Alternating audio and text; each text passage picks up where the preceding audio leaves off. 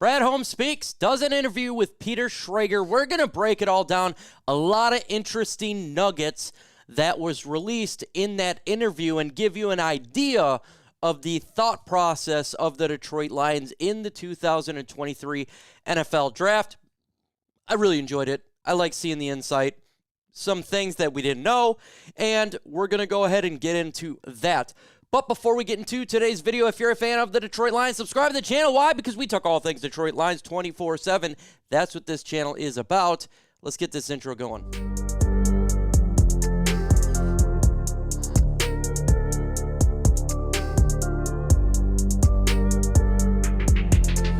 I'm going to get a goal here.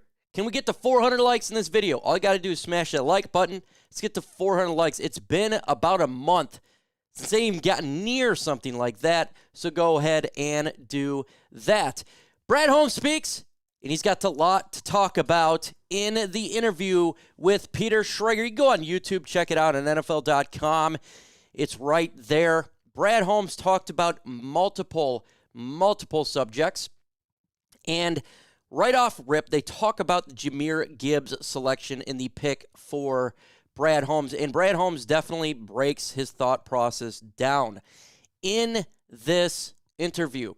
First off, Brad Holmes only had 14 players that were, in his eyes, first-round talent. He said at one point through the process he only had 10, and that is really low for generally what he have in the first round. So his thought process going into this draft is simple. You get the player that fits the Detroit Lions, then it's a first-round talent. Not just because of positional value.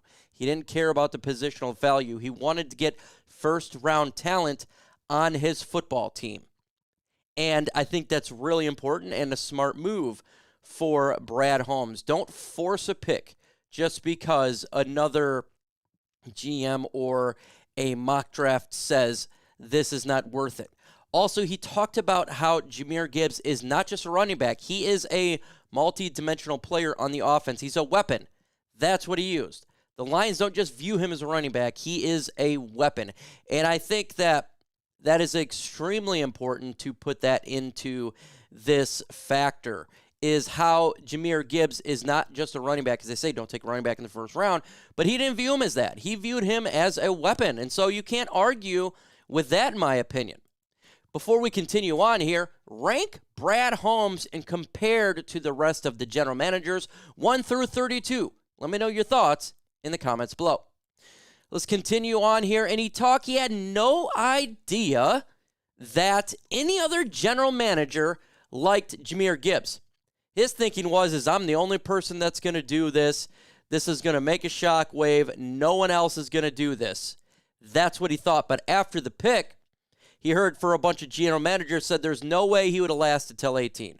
Other teams was really interested. So that was a shocker to him. And it just goes to show sometimes not everybody's even in the know. It's not like Brad Holmes knew that other teams liked Jahmyr Gibbs. No, I think he's a very honest person, and he is telling the truth there. He says he absolutely loves Gibbs as a player. The guy, he watched him. He went to an Alabama game. He was watching him. Then he kept doing more research on him, and he just fell in love. He said, this is the guy. This is the guy we're going to get. Jahmyr Gibbs is a Detroit Lion. He talked about how he does it his own way. Even though everybody was dogging him after the draft, he said he didn't care. My philosophy works. We're confident the way that we do it. We're confident in the work that we put in there. We are confident that he's going to come in and get the job done because he has a system that works. And I concur with that. Also, he talked about Dan Campbell and how Dan Campbell and Brad Holmes are just a great team. Absolute great team. They work together. And he explained again, he didn't hire Dan Campbell, but he knew Spielman. He knew that Sheila Ford did their work and got the job done. And these guys just became a great team, great friends, and ultimately is the reason why the Detroit Lions are in this position. Because those two individuals are connected well, even though they may not be similar in the way they speak or operate, they just connect.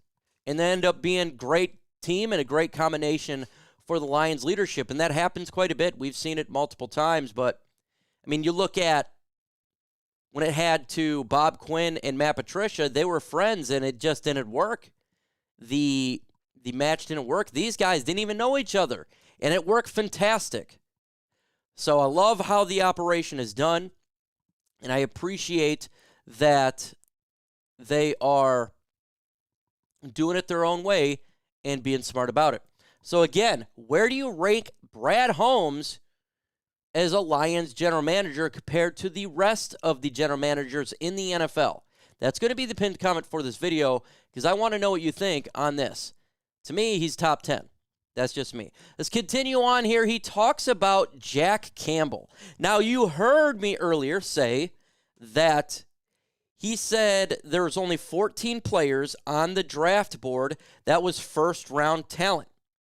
He said Jack Campbell was the 14th player. So he was the last player on their board with first-round talent. So you get their 14th ranked player at 18 value. He says throw the positional value away. Who cares about that? They love Jack Campbell as a player. He doesn't draft for positions. He drafts for players. He loved Jack Campbell. He believes this guy is a leader of men. And ultimately, you can get some good linebackers in the draft, but when it comes to finding your middle linebacker, your Mike, he says the talent pool can go from this to this. And it was a no-brainer at that point for the Lions to draft Jack Campbell at his size, 6'5". He said this can be a staple for the Lions defense for many, many years. So the people that poo-pooed the draft pick, he don't really care. He doesn't. Jack Campbell is his guy.